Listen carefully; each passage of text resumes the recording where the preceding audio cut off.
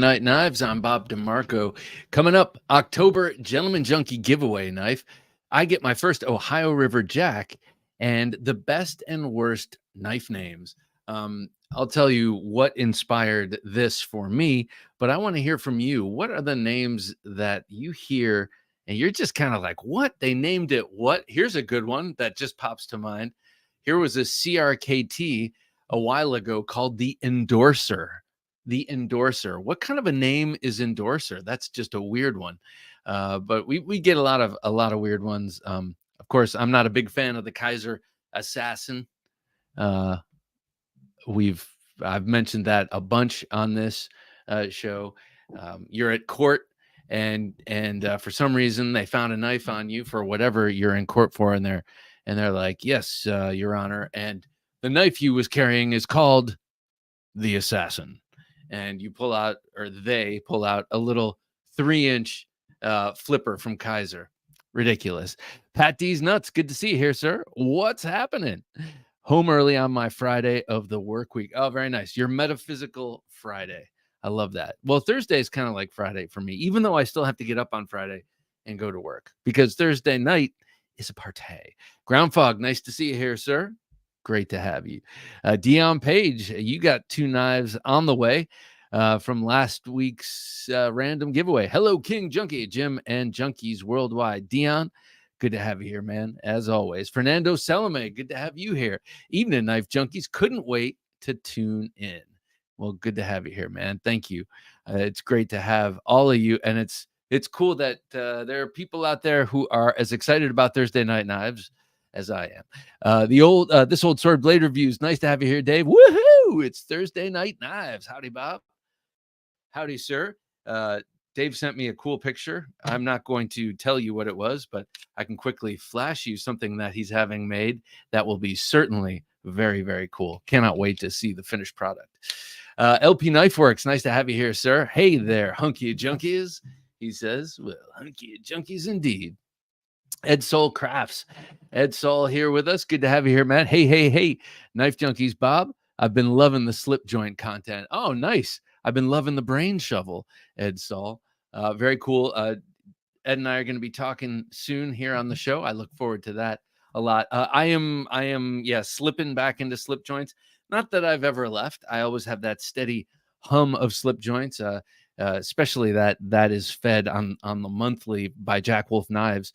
But I'm also getting other knives too, because I haven't been in that sort of acquisitive phase with slip joints in a while. Oh, I almost revealed my new one. Well, you know what it is. I already told you, but I'll show you. Ketmuk, nice to have you here. Ketmuk Neshart, he loaned me a bunch of cool knives, and among them the ORJs. Happy Thursday Night Knives. Howdy, Bob, Jim, and fellow junkies, he says. Well, Ketmuk, good to have you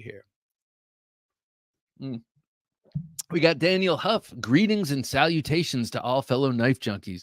Daniel, greetings and salutations to you. I'm glad that you can admit that you are a knife junkie. 5-door. You've got your stuff coming back to you, sir. You won a couple weeks ago. You won a random knife giveaway CH knife. That one is in the package with your XOKs. What a cool knife, that XOK. That's the Riot XO Karambit. And cool thing about that knife is that it is a very unique gravity style karambit. And I just shot a video last night of the 3 ways I know how to open it. And it's kind of embarrassing. It's I look pretty lame. But anyway, I'm going to post it. Will B, nice to have you here, sir. Hey, Bob, Jim, and Junkies. Will be nice to have you, man. Always a pleasure. Got my Nova 1 yesterday. Oh, it was delayed after getting sent to Florida and then back to Maryland before finally making it to Ohio. I love this thing. Carried it today. Will, that warms the cockles of my heart. That harrowing journey, though, man, that makes that puts my heart aflutter. I'm happy to hear, or I guess my stomach aflutter. Happy to hear it got to you safely and that you love it.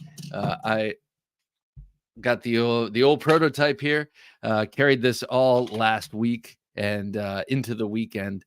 And this got a lot of right next to the skin carry. which this is actually pretty comfortable for because it's rounded.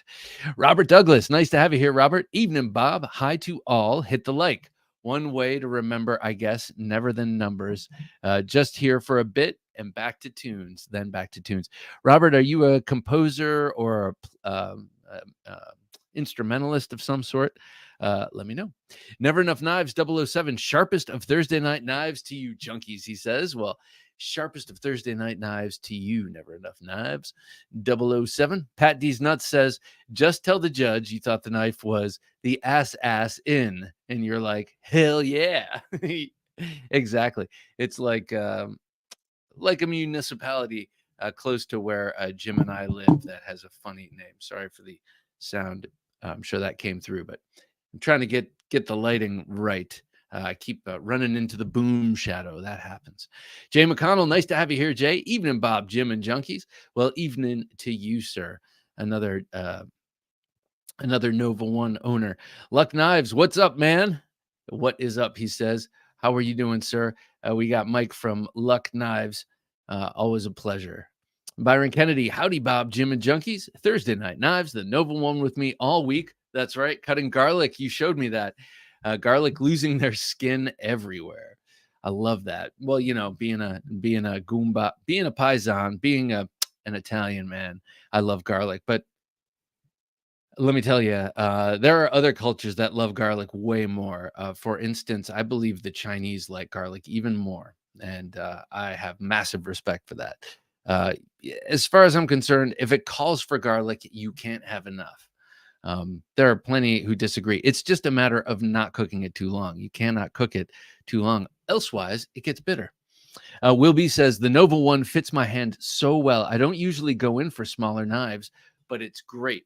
Well, Will, that's cool. Are you a large-handed person? Because I've had a bunch of people tell me I have small hands, I have large hands. Everyone seems to fit this handle. So it's cool to hear. Steve-O Taylor, nice to have you here, Steve-O. G'day from Australia, where it's Friday, 10 a.m. Already Friday in Australia. Nice to have you here, sir. It always blows my mind just a touch to be talking to people on the opposite side of the world and having them talking back. All right. Oh, I'm going to turn up the knife cam a little bit. Jim, let's show them what we got here. Just a little bit of eye candy for a minute. The special number 16 fighter from Randall Knives. Robert says jazz guitar. Oh man, watching multiple live music feeds mellows me. Very, very nice. I had a buddy. I guess if we still talked, he'd be my buddy, but we just lost touch years ago. But he was a very talented jazz guitarist. He went to school for a couple of years, like graduate school for it at the New School in New York City. And then I think he started pursuing something that was easier for him to pursue. But it was beautiful, man. He was an incredible guitar player, and knowing him got me into jazz guitar for sure. Blade Ogre, nice to have you here, sir. Hello all, he says. Well, hello to you, sir. So the cool thing about this knife is the fact that it's got the 16 handle. The 16 is a dive knife, and but it's got the number 1 fighting blade. That's why they call it the special fighter. Grim Reaper, evening, gentlemen, he says. Well, good evening to you, Mr. Reaper. All right, coffee. Salty Cheeto, nice to have you here, Salty. It changes by the week. I love it, but I just recently found you and am following you now on Instagram. Hello, all you knife fiends, he says. Well, hello to you, sir. Hey, do you guys know about the Randall fighting method? Where you actually hold it backwards. It's just, standard Bowie fighting. But they did a lot of this in World War II. Apparently, a lot of people were taught to fight with the knife like this, and you use that for the percussive, nasty, splitting, tearing, gouging swedge cut that you get out of it. And then, but then when you stab, you pull out, and you kind of, it's sort of like reverse Pical, if you will. All right, please forgive me. I'm going to attempt to situate this even better because I can tell I'm a little far from the mic. There we go. That's probably better. Wilby says, I wear large to extra large gloves. My fingers are long, but not fat. Okay, that's kind of my situation here. and it gives you enough to wrap around without your own nails digging into your palm. You know how that can sometimes happen. Jay McConnell says, been carrying the Nova One at the appendix all week. My first experience carrying in the waistband, and it's been a revelation. I need to revisit some pocket carry fixies and then try them in the waistband. Jay, that's awesome, man. I'm really happy to hear that because because this for me, it's been a revelation too. And this one works great. Almost all of my knives, like even this one with the angular handle, the Fire Ant by Dirk Pinkerton. This one carries really nicely in appendix. It looks totally different.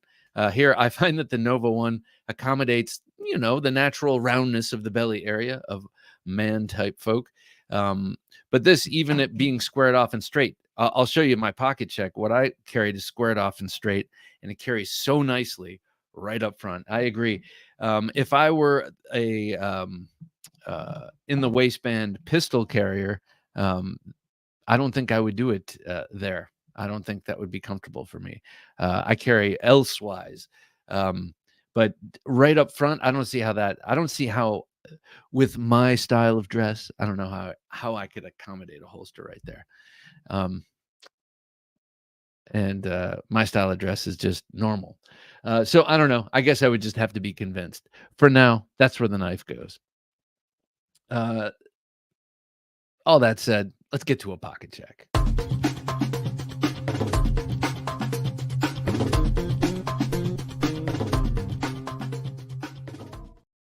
One of the knives I showed off last week, I've been carrying this one a lot. This as well as the Kaiser Mystic. But today I had the Synergy 4 from Civivi. I hate the word synergy. I got to say, I think I'm going to say that probably every time I mention this knife. But let's let this one be the last time. The word synergy makes my skin crawl because I remember when it first was invented in like the late 80s, and it was corporate speak back then, and you saw it in commercials. And I remember the first commercial I saw, it was like some sort of Cleveland health group and synergy, and they defined the word, and it was some interpretive dancer in a black box theater doing some really corny dance, and they're talking abstractly about medicine and synergy. And I knew then, I was like, I don't know what this is. And then later I discovered that's corporate speak. It's the buzz. It's like pivot. We're going to pivot. No. This is a pivot. This is the Civivi Synergy. So we'll just go with this. This Synergy was designed by Jimmo Young in the 80s, late 80s, I believe. I'm sorry, in the 90s. So kind of in the Synergy time frame. But I mean, look at this knife. Look at how beautiful this is. I cannot believe how gorgeous this Tonto is. I really like the upswept other one, but given the choice, I just am crazy about Tonto.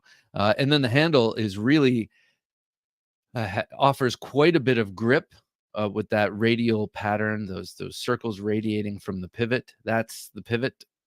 It just feels great in hand. And then you have very soft contouring on the profile of this handle, and it just fits great. It works awesome.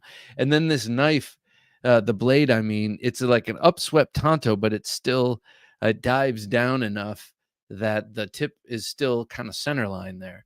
And just in studying the pictures of the upswept bellied one, a drop point or whatever it is, a trailing point, it looks like it does the same thing. It has a trailing point and a sweep, but it still has the point relatively low compared to most upswept blades. Anyway, I love this knife. I use this to open up the spatchcock chicken we ate for dinner tonight. I use this to cut my baguette earlier today. So food prep, oddly enough. I think I did a little bit of packaging today, but this did not get used for that. But a great knife. That's a 4-inch blade. I highly recommend this knife if you like the design. But they also make we and Civivi also make smaller versions of this knife. Next up in the pocket today, I had the Pioneer, the Jack Wolf Knives Pioneer Jack. I had the Jack Wolf Knives Pioneer Jack. Sorry, I had to say it like that. Just, this has been my carry pretty much every day. In the front right, it sits next to the right-handed pocket these days because I put my phone in my left pocket, and I always have this in the sumptuous slip it shipped with. I've definitely bonded with this Jack Wolf knife. I always go through a period of growth, and then finally it's like, yeah, I love it because each new pattern is something new to get used to.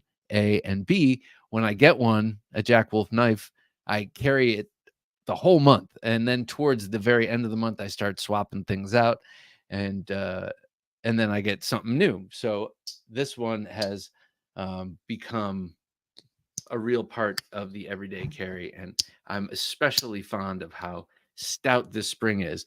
The swedge does not allow for much in the way of pinch gripping for me. Usually, even when only a little bit of blade protrudes, with the full height hollow grind, you get a ridge on both sides that is very convenient for tugging on. This is less easy to do that with. So I end up relying on the nail neck for this one. Um, a different sort of geometry on this, still very thinly ground uh, compared to most knives, but compared to most Jack Wolf knives, it's a little thicker up front. You can feel it, and that's evident when you look at it from the spine. Just a nice, robust working pattern based on the American, I'm gonna say the American flat back farmer's jackknife, which is basically like saying the sodbuster, but that's a proprietary name.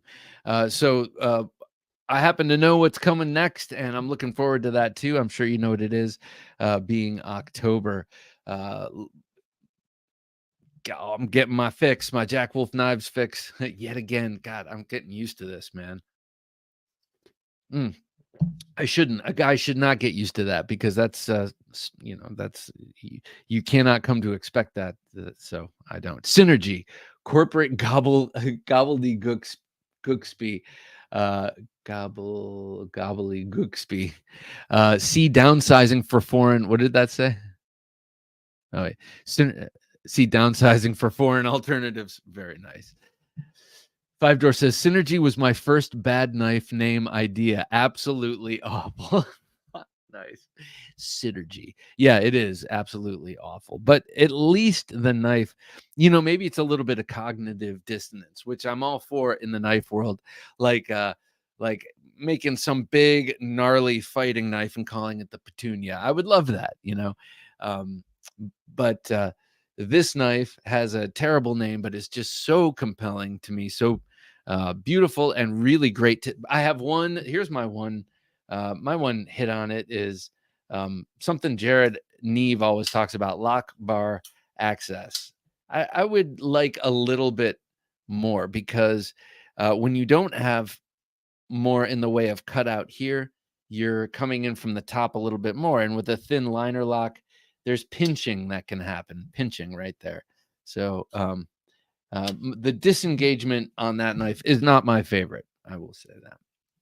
Okay, next up, in my waistband, in the appendix position at about that angle, was the Pocket Rocket by Auxiliary Manufacturing, a 3-inch dagger with a really amazing octagonal in cross section handle with all these really cool facets and scoops. It makes it a really, really comfortable ergonomic knife. I think that this handle is a stroke of genius. He's got he meaning Michael Jarvis of Auxiliary Manufacturing has a number of different blades that go on this handle. He's got a Pikal style and then a number of different dagger lengths, going up to 6, I believe, on this. But the handle is great. Excuse me. It's really great for what I carry and how I carry that sort of in the waistband appendix up front, where I'm expecting to, if I really actually need to pull it, I'm expecting to pull it in reverse grip and, stab or thrust outward. This shape here, that's three-dimensionally. Here, let me take this off. See how that's got the thumb grooves all the way around, not just here, but here, and then the same down here. Allows you to tug it out of the sheath really easily. And what I end up doing is just pinching it between, just right in here where the webbing is of my thumb. And then you can just tug it out like this. Great little sheath, perfect retention, just enough, not too much. And you can tug it right out and bring it to bear. But also in the waistband like that, you can just simply grab it like this, and you can have it sideways in this sort of shovel grip or regular. And I'm not talking just for thrusting. I'm just talking for whatever you need to cut something. It's still just a knife, even though it's a double-edged dagger. You could carry this as an EDC and not have to sharpen your knife that much. I think this was 80. This is 80 CRV2, the Pocket Rocket. Such a great knife. I love it. And Michael Jarvis is a cool dude too. Okay, and then last on me for emotional support, my emotional support knife for fidget and such was the Microburst by Tempest Knives. Tempest Knives, that's Knives Fast, KC Spyrion, and his company. This was my Father's Day gift from my kids this past Blade show.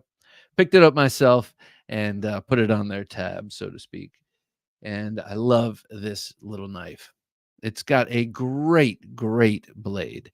And I must be 100% honest. When I first saw it, I was like, that blade, I don't know, something about that blade. And then once I started using it, all of that like doubt faded immediately. It's got a very nice, sort of Warncliffy, sort of sheep's footy blade, but it's also got here. I'm going to hold it right here and stop moving it. It's also got a very decent belly, so you can do that kind of thing. But look at where the tip is. The tip is right in line with the bottom of the handle. So you got utility all day long with that tip there, but you can also rock the blade gently. Sometimes straight Warncliffs, real super true Warncliffs, like say the Yo Jumbo, are very unforgiving for certain cutting tasks, like if you're cutting against something or you need a little bit of rocking motion to make a cut happen. This puts the point kind of in the same place, but gives you that stuff down below. Let's see, right there, that belly down below in addition. So a very nice design, really, really awesome knife. This is made by Kubi or QSP. Oh, for some reason I'm forgetting. Someone drop it in the comments. Let me know.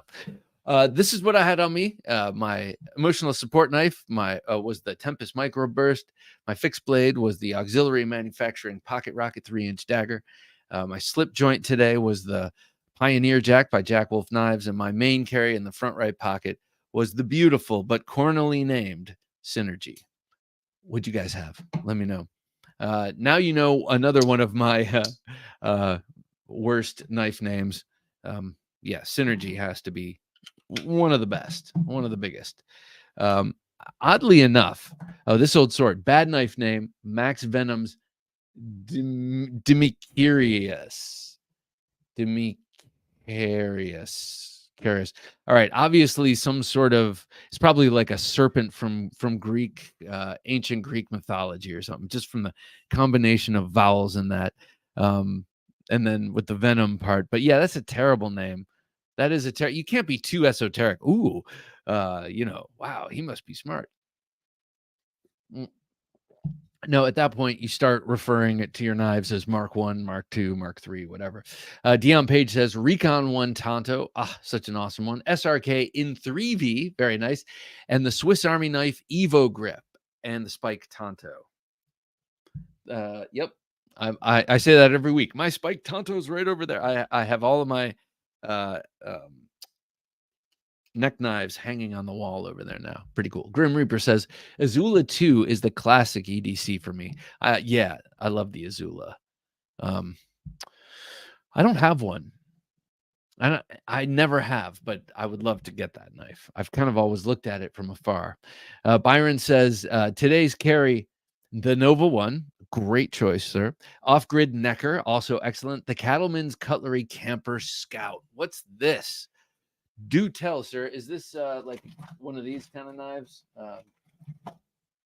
Oh, this is a U.S. Army version, but is it one of the camp knives like this where it has bottle opener and a awl and a blade and all that? Let me know. That sounds awesome. Cattleman's Cutlery Camper Scout. I'll have to check that out.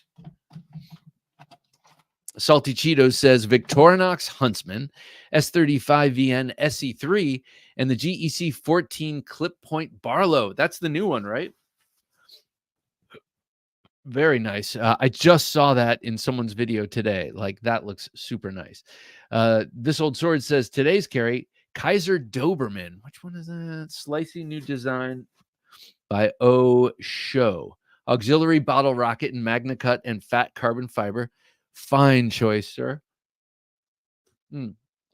Microtech MSI Pinkerton variable broadhead in S35VN concept Pinkerton anomaly Tonto prototype. Ooh, a Tonto. Excuse me. From Dirk Pinkerton. You know, I usually associate him like with Warncliffs a lot, certainly, or curvy ethnographic things, or these broadheads, but that sounds good. A Tonto. I don't think I've ever seen his Tontos before. That sounds awesome. Cheeto says no Locktober. Oh, no Locktober. No Locktober. I kind of like that. No Locktober. But the year has already started. It's like sober October. Oh, it's October 2nd. I didn't realize it. Next year. Blade Ogre says, carried the Sniper LPC, the Rosecraft French Broad, the Praetorian Swift, the Demco River Wolf, the ZT0308, the Mercator Black Cat, the GEC Granddaddy Barlow, the Viper Storm, the LT Wright Genesis, Puma Whitetail, and the Sleazy Ogre. Okay, I got to count. And you know, every time it's always 10, but it seems like more. Yeah,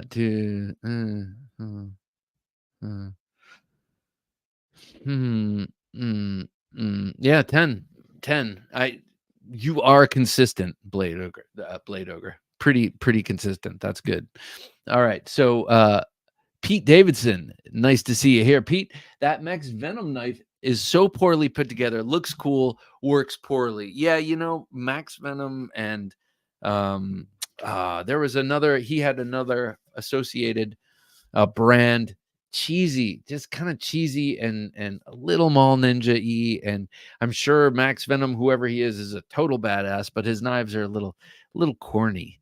Nomadic, and this is coming from a guy who loves corny knives. I mean, I've got, like, corny, I mean, like, I had this out before just because, and that's kind of a corny karambit, right? That's a big, but you should see what this thing does in standard grip against a cardboard box. It's absolutely terrifying. So you think about that with, you know, something else, something more precious than a cardboard box. So corny, it's a thin line between corny and devastating. I'll say that. And you can take that. That's devastating. Nomadic Adventures has a bunch of swords, I'm hoping, because they look also like syringes, but I don't think so, sir. Happy knives to you, man. Great to have you here. Blame Dexter. Woo, interesting few weeks. Whoa, I had a few interesting weeks. What's up, Blame Dexter? It's good to have you here, man. I hope interesting in a good way. Microburst is Kubi. Thank you, Five Door. I appreciate that. And very nicely done. I have, I guess I have 5 Kubis, but all the rest of them are under the Kubi shingle. Nomadic Adventure says, can't go wrong with Jack. No. Couple of different Jacks there. And I guess I agree with you on the 2 I can think of. LL Coil J says, evening junkies. Well, evening to you, LL Coil J. Carried the Strider PT today. Ooh, very nice. Very nice. The Strider PT is the small, you know, the pared down version of that sort of classic Strider folder shape. But I find that the blade on the PT just looks so sweet with that belly. It's so nice. Ket McNessard says, it's a little more than a week until my first deer season of fall, which is influencing my carry. Buck 301 Stockman. Ooh, nice. Oh, I have a Buck Stockman. The 301 is the big one, right? I think I have this. I might have the same one. The 722 Spitfire and the 102 Woodsman. The 301 and the 722 are bucks of the month. How cool is that? I love that, Ketmuk, that you're kind of getting into the spirit with your carry, with your buck carry. Five Door says, carried the TRM Neutron and the Spyderco Military. Is that a new one? Is that a new Spyderco? Is that a military 2? Look at the trees, says. He's using the trees. I carried my Rogan USA Recon today. I don't know that one. Chisel grind, full tang, 1095. This sounds nice. Rogan USA Recon today. That sounds cool. I don't know what that is, but the chisel grind got me. I love a chisel grind, whether we're talking a chisel edge or a full chisel ground blade. I love them both. Jay McConnell, today I had the Nova 1, excellent choice, and Emerson Commander, also an excellent choice, and a late. Wow, man. I got to say, this is cool to read because it's cool to see the Nova 1 in such good company in all of your carries. That I'm being not I'm, but the Nova 1 is being carried alongside an Emerson Commander and a laid back Jack. That is cool. That feels awesome. Swapped them all for a Deca for soccer practice. Okay, very nice. Yeah, you can't be running around with all that. Deca sounds perfect. I use my well, now I have a lot more choices, but the bug out was a big one for me for a long time when I was running or working out or doing anything like that. Justin Musica, good to have you here, Justin. I like the design, but there's no way I'm buying anything with roach on it. What? Are you talking about the Kaiser roach? That's the only thing I can think of with a roach. There's a roach on the clip. What are you talking about? This happens, I'll blurt stuff out, and then people will respond to what I've said, and I'm not sure what you're responding to. So help me piece it together. But the one knife I have with a roach on it is the Kaiser Roach by Matt Degman. Nomadic Adventures says, still kick myself for missing the Nova 1. Nomadic Adventures. There will be a Nova 2. And we also might do, Matt might make the Nova 1 part of his regular offerings. We have to talk about that. Demacarius, Greek warriors who carried 2 swords on their backs, invented by Marvel Comics. That's pretty cool. Northern Knives says, carried the Benchmade shootout for the crew. For the crew. First of all, Northern Knives joining us from Alaska. Nice to have you here with us. Carrying the Benchmade shootout for the crew wear, a Hinderer XM18, a tactile turn zirconium pen. I want a tactile turn, and a 3-dog knife riot in a scout carry leather sheath in the small of the back. 3-dog knife riot. That sounds awesome. Kind of a play on a couple of things there, but scout carry leather sheath, small of the back. Northern Knives. Quick question for you, because I used to carry small of the back. This is before I carried at the 3 o'clock in the waistband. I used to carry small of the back waistband, and so I would just reach back and grab it and pull it out.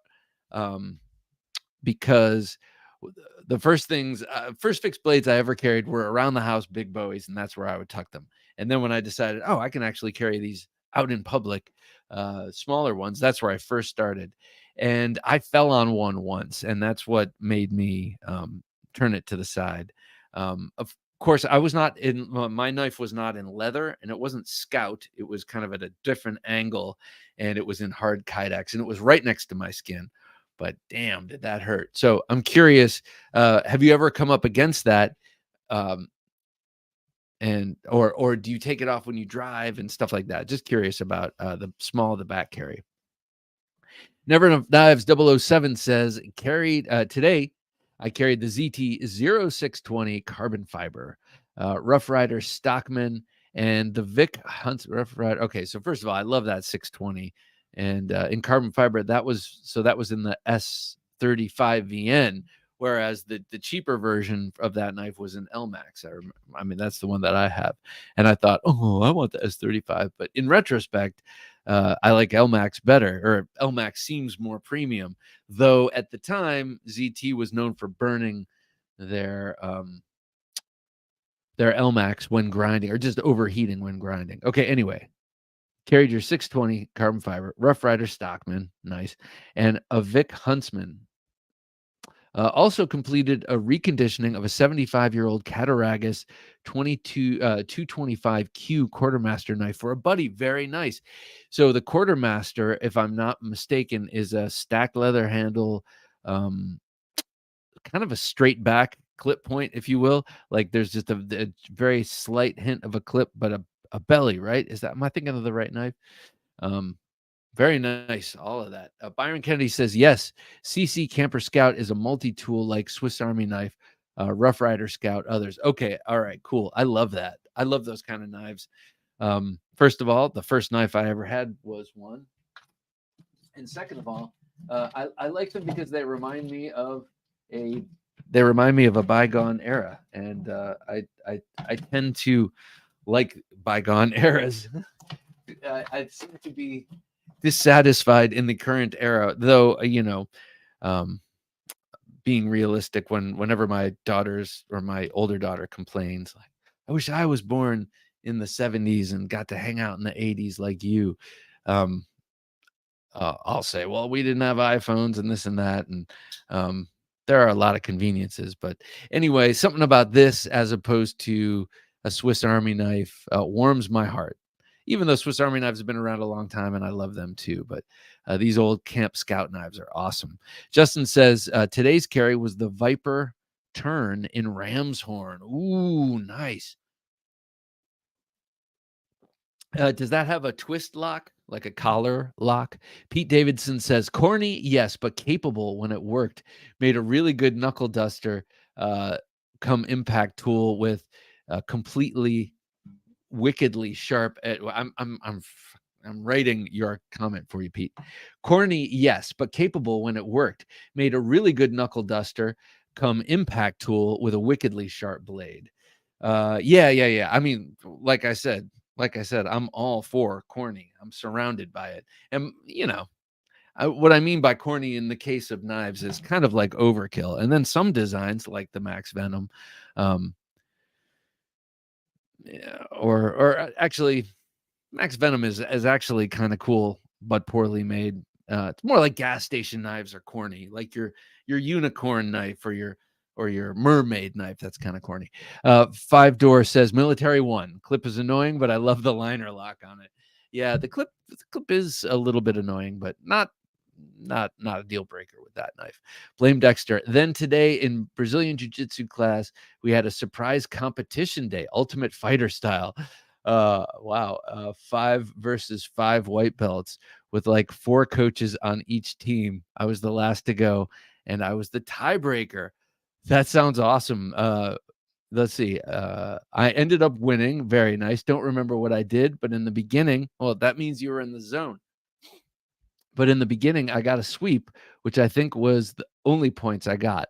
Wanted to get submission though. Was that a sweep from the knees? Do you guys start from the knees, or do you start from standing takedown? Will B says, had my Grimsmo Norseman. It's finally home. Very nice. The Protec Mordax custom knife. Sorry guys, got it. California Custom Knife Show number 9 of 50. I'm gonna do this so I remember.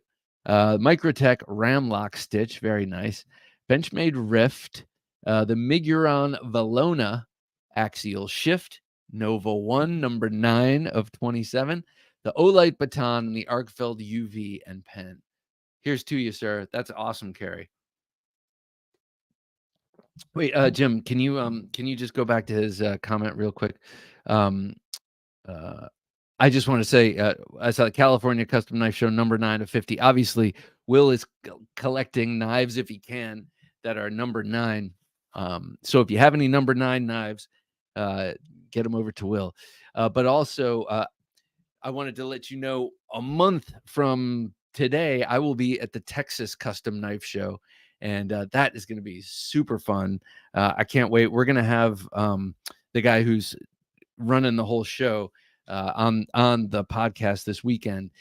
Exciting. I'm really excited to meet Doug Markita. I'm also excited to see Jay Nielsen again. It's going to be a show. It is a show based around Forged in Fire contestants, but it's also broadened widely out to include a lot more than that. Justin said, you nailed it, Kaiser Roach. Just don't like the big billboarded roach. It is a pretty accurate roach on the clip of that knife. And, mine doesn't say roach anywhere, but it's got that little drawing, that little intaglio drawing on the clip. And it is gross because roaches are gross. I used to be, growing up, I was arachnophobic. We had the woods behind our house, and we had some pretty damn big wolf spiders. They creeped me out. And then, years later, I end up in Philadelphia, and I'm like, I discovered roaches, and spiders were suddenly like puppies to me. They're just other little critters, but roaches to me, wicked. Byron Kennedy says, so Bob, so you are not late to the party. Need to check out upcoming Kaiser Huntsman release. Large folder with wicked Norseman-esque inspired blade, assuming. Thank you. I need people like you whispering in my ear, Byron, because, here, I'll write this here. Because, I always complain I'm the last to find things out, but that's my fault, obviously. Okay. Wait. Kaiser, what was it? Okay. Huntsman. Thank you. Huntsman. Oh God, that sounds cool. And I love that that Norseman style blade. That was the first recurve Tonto I think I remember. Northern Knives says the Riot is pretty compact, about 8 inches overall. No real issues, not any more uncomfortable than a pistol in Bandido carry. Very nice. I like that. Okay, so that fits nicely in the small of the back. No issues there. That's cool, because actually when I carried it all the way in the back there, I found that it, as long as the knife was reasonably sized, it was no problem sitting in my car. Autumn Wind, nice to have you here. Autumn Wind, very nice name. Carried the Z-Wear Micarta Shaman, very nice. Or is that Shaman? And the GEC 15 cap lifter. I have a GEC 15 cap lifter. Mine has the sheep's foot blade. Is that the one you have with the easy open notch? Kevin Moore says, good evening, junkies. Kevin, always a pleasure. Good to have you here. Hope everyone is doing well. Bob, Jim, good to see and hear you guys. Good to be seen and heard, Kevin, by you especially. Nice to have you. Mark Salva says, greetings, fellow junkies. Well, Mark, it's great to have you here.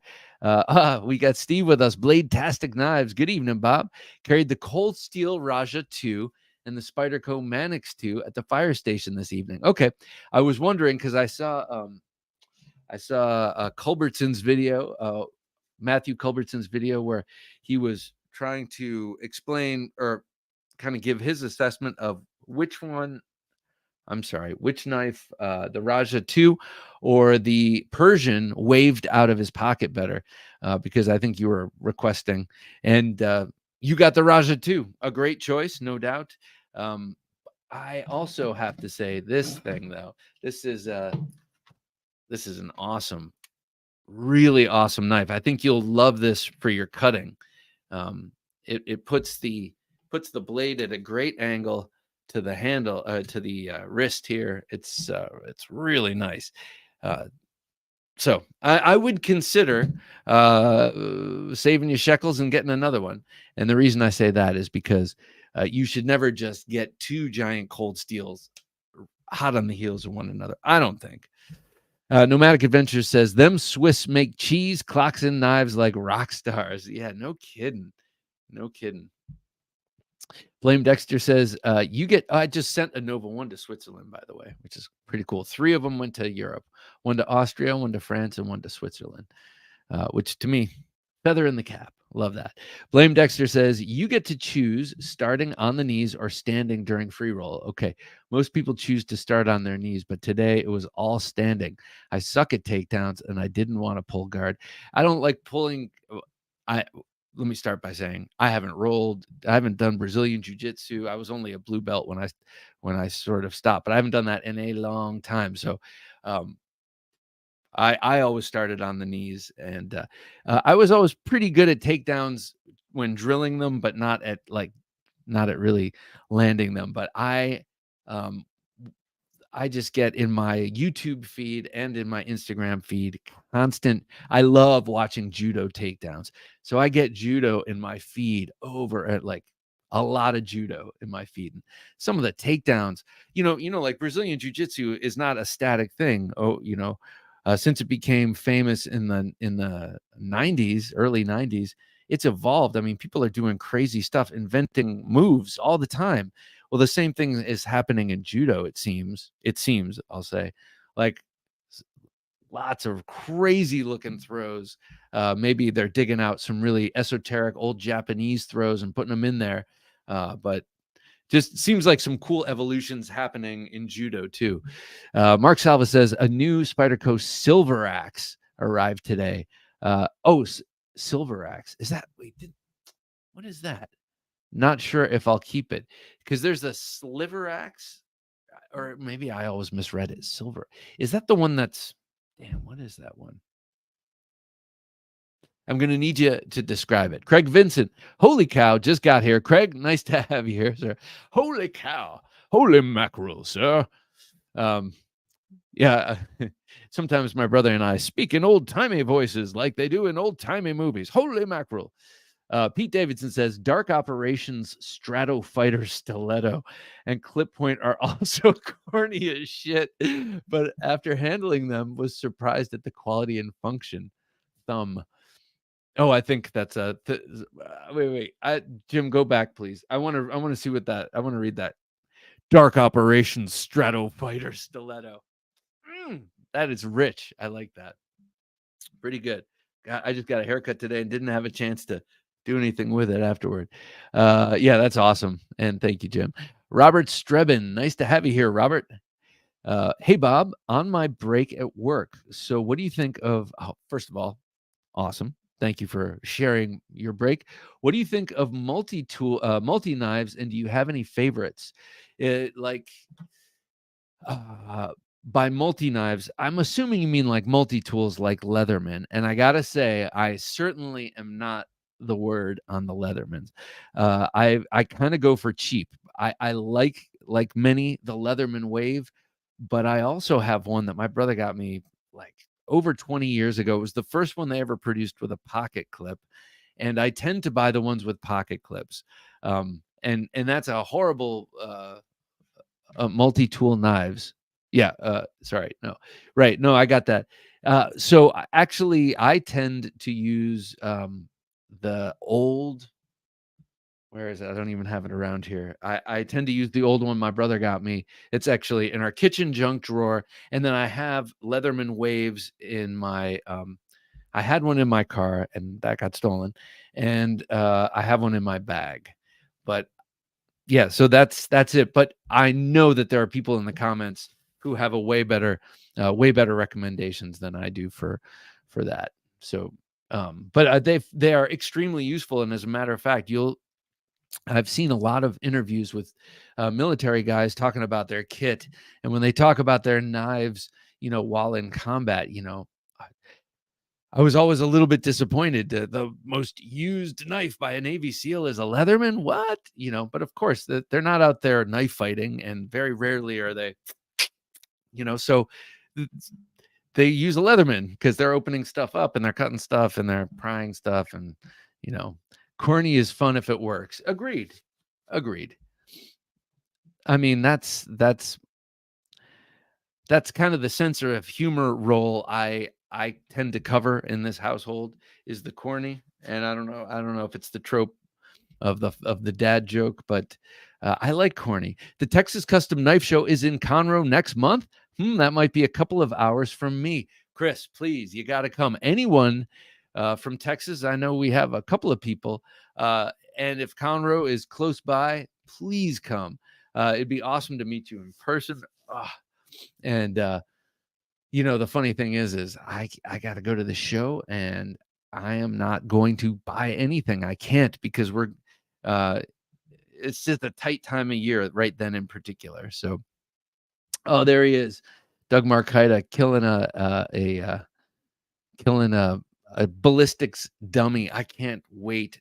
Hopefully I get to kill a ballistics dummy, but I will be part of the judging of the knives there. I will be like an announcer MC to help kind of run it for helping out. So I'm really looking forward to it, using my voice, I guess. But it'll be a lot of fun. Descendient 01, nice to have you here. Hey, Bob. By the way, I love your skull. I'm not much of a skull guy, but I like a nice painted skull, such as yours there. Hey, Bob, what is your take on Bark River's latest release, the Strike Force 2? I don't know. I liked the Strike Force. If I'm thinking of the right one, almost looks like a Spanish clip point blade with a straight back and a thumb ramp, but a nice belly, but a long tapering point. Is that right? Is that the Strike Force? Because if so, 2 is better than 1. Because I did like the original one. I think we're talking about the same knives. Let's see. Oh. Thank you, Jim. That was lickities. That was very quick. I appreciate that. Okay, so this is not what I'm thinking of, but sort of, actually. So I think this is based on the one that I am thinking of. I'm not crazy about that. I'll just tell you right off the bat, not crazy about the milling on the blade or what's happening there with the plunge grind. I can't quite tell. It's got a nice looking sort of generic Bark River sort of outdoorsy looking handle. I don't know about that thing there at the plunge grind. I'm not sure what's happening there. Descentient 01, do you have an opinion, or is this something you got your eye on? I'm curious. Or do you think it's corny? Word of the hour. Viper, Justin says, Viper Turn is a nice lockback with Italian treatment, crown, spine, etc. Only wish it was a bit larger. No idea why it's called the Turn, seeing as though it's a lockback. Add that to the bad names. Maybe it's Turn like the bird, but I think that's TERN. Yeah, or maybe it's just the guy was having some sort of philosophical crisis, and he's like, I'm turning away from this project. Craig Vincent says, I love my cold steel Grick, but I don't love the name. Oh, the Grick. Yeah. With the integral clip and the sort of worn Cliffy blade and that opening hole / thumb stud kind of halfway between the thing that they do. But I don't love the name. I watched your podcast from the other day and immediately went to Demco's website and ordered the Armiger Sharkfoot. Nice. The others were sold out. I want the, you know which one I want. You saw the podcast, but for those who didn't, I want the double-edged drop point. It's a really nice looking drop point with a bayonet grind, and the top, like, I don't know, 1.5 inches is sharp. Oh, it's so cool. And they do that in both plain edge and in serrated, which is so cool to have a full serrated blade and then have a little bit of the back serrated too. Legion Steel Knives. Hello, everyone. Well, Legion Steel, good to have you here, man. Nice to have you with us. Pete Davidson says, love the ads in Tactical Knives magazine. I have Tactical Knives magazine next to the bed. This actually, it made its way down to the basement toilet, but I do too. I love all, Tactical Knives. We got to buy that. We got to buy Blade magazine. We got to get these magazines in paper form so that they continue to exist there. But that's where I first saw the synergy. Was the back of Tactical Knives magazine in the early 2000s, late 1990s, somewhere around there. And the Jimmo Young synergy, I don't even know who made it. Maybe it was HTM, maybe. I don't know. But this was a bright red anodized aluminum with like Eddie Van Halen stripes. You know, Eddie Van Halen's guitar, it kind of looked like that here. and then it had I don't remember if it had a Wharncliffe, or I think it had this Tonto style blade. But that's where I saw it. And then years later, after, I lusted after it for a long time, but it was like $100 or whatever it was back then. It was a lot of money for a knife, and never got it. And it was a rare bird even then. And so to have it come out by Wee Savivi was awesome. Great Southern Trend Kill. Nice to have you here. Great Southern Trend Kill. I found your channel a few months back, and I started blacksmithing a little later after I made a Bowie, and I'm currently making a chopper. Dude, that is awesome. I hope finding my channel had some little part in your deciding to start. That's awesome, man. Very happy about that. I can't wait to see a Bowie. Send me pictures of your Bowie. I'd love to see it. Not only making knives, but smithing. That's pretty sweet. Byron says, Sharp Show 2023 this weekend in England for all of those across the shock. If anyone going, do enjoy, and say hi to Patty Potatoes Peelers and Wee Judd. So Patty's going. So I wonder what they have there. Sharp Show. I guess a bunch of fixed blades and slip joints. And believe me, I love my slip joints and my fixed blades. Blade Ogre says, yeah, have a much better chance at Conroe than Fort Worth for Texas Blade. Maybe see you there. Oh, that'd be awesome. I totally wrote your words. May see you there next month is what you actually said. Mark Salva says, it's a Spyderco with a flipper tab and a curved belly blade. Yes. Bought it because the flipper. Oh, yes. It also has a bit of a wave, isn't that right? It looks kind of like the CQC 8 a little bit. Am I thinking? And it's got a vestigial or ceremonial Spyderco spider hole on it, Spidey hole.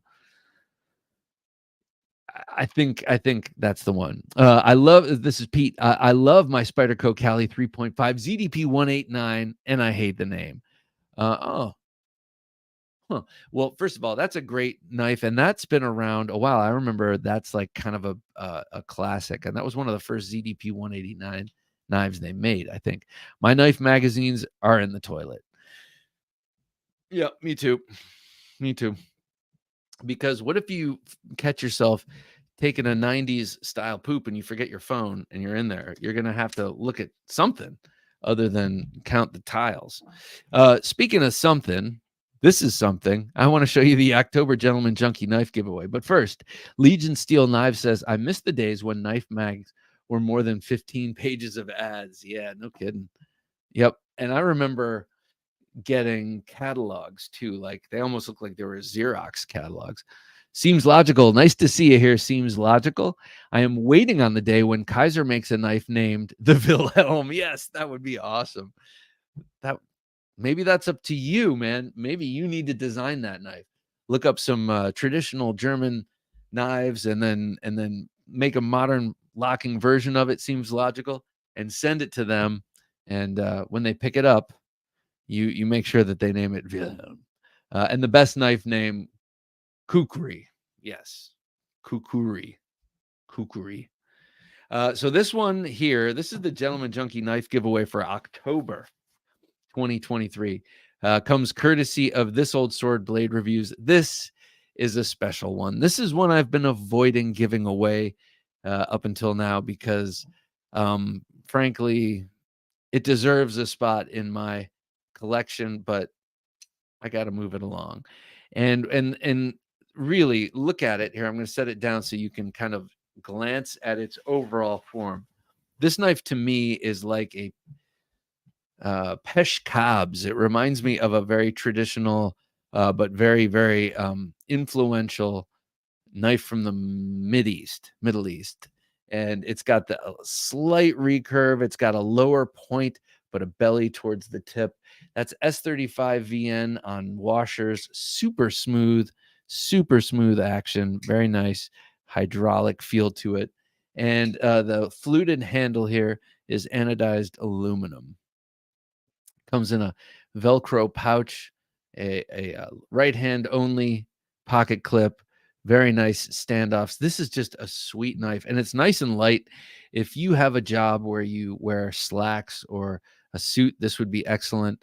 But it's robust and it's big. It's not like it's not so much of a gentleman's knife, I wouldn't say. Let me put something to compare it with size-wise. Here. A polar opposite anyway. The Buck 110. That's about this. That's about the same size as a 110. Weighs about 70 pounds lighter. Can you imagine putting a 110 in your suit pocket? Wouldn't work. Yeah. So if you're a gentleman junkie or want to win this knife, you can go to Patreon or TheKnifeJunkie.com/Patreon, or you can scan the QR code. Sometimes Jim often has up on screen. You can go over there and see what we have to offer. One of those things is interview extras. Every interview, I get about 10 to 15 extra minutes, and we get to talk about stuff that maybe the maker doesn't want to go far and wide, or maybe it's I can't show this off yet, but check this out. So it's exclusive content. And the jimping on top. Sorry, the jimping, now that I'm holding it, just feels great. Look at this is a great utility knife. I mean, besides stylish and having sort of ethnographic style cues, it's just going to be a great cutter, very slicey, also hollow ground. And while I was looking up this knife just to do a little bit of research on it, I saw Mike Emler, his take on this knife a year or two ago was, don't sleep on this one. And a lot of it has to do with the cutting geometry. But I'm just digging the whole overall. So, Gentleman Junkies, this could be yours next month. And I will shed a tear as I send it out the door. All right, let me show you something cool that I just got that I'm very excited about. Dion Page. I saw Gideon's tactical review of the Cold Steel Republic. Did that just come out? I have not seen that. Under the scales, they engraved, "We the people find these truths to be held." That's so cool. It's pretty killer. I'm getting one. Reminds me of SE. And those are made in the United States. So this is a cold steel outdoor knife, very, very outdoorsy. You know what I mean by that? Like an outdoor knife, not a weapon knife that cold steel is known for. And under the scale, it's engraved. That's really cool. We the people. Very cool. The preamble. Never Enough Knives 007 Kaiser Wilhelm would be an awesome name. That would be cheeky and funny. Freaking killer. Come to Dion. Very nice. What do you mean? Oh, yes. I think I know what you mean. Great Southern Trend Kill says, what was your favorite knife out of a movie or game, etc.? My favorite is the Bowie knife in Predator. Yes, sir. Bowie knife in Predator. Gotta do it. Which inspired this Work Tough gear knife. Yeah, me too. Really, really, me too. That's my me too, right here. This, of course, is a modernized take. This is someone else's take on that knife, but I love that knife. And so you must know Great Southern Trendkill. And I say this all the time. It wasn't just Billy who had this. Everyone in the team had one of these, and everyone in the team had one of the survival knives, which is also incredibly cool, that Arnold used when he had to put together all the traps and stuff after everyone else was dead. So the whole team had the same pair of knives, which I love. I've seen that movie so many times. As a matter of fact, we just showed it to the girls.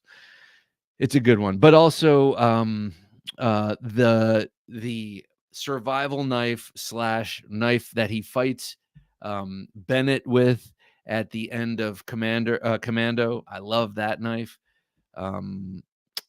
The Rambo 3 knife I love. Yeah, I mean, I love them all. Seems Logical says, hey, Bob, have you ever heard of a knife company called Victoriam? They're a cool button lock knife named the Yuki. They have a cool button lock. No, Victoriam. No, I'm wondering, is Victoriam like a foreign company that I have not heard of that. Dion Page says the scales remind me of a black sunrise. Oh yeah, baby. That's what they think right before you rain permanent justice down on them. Black sunrise. David Helka, nice to see you here, David. It's very classy looking. Yeah, I agree, man. I think we have the same taste. I think it's very classy looking too.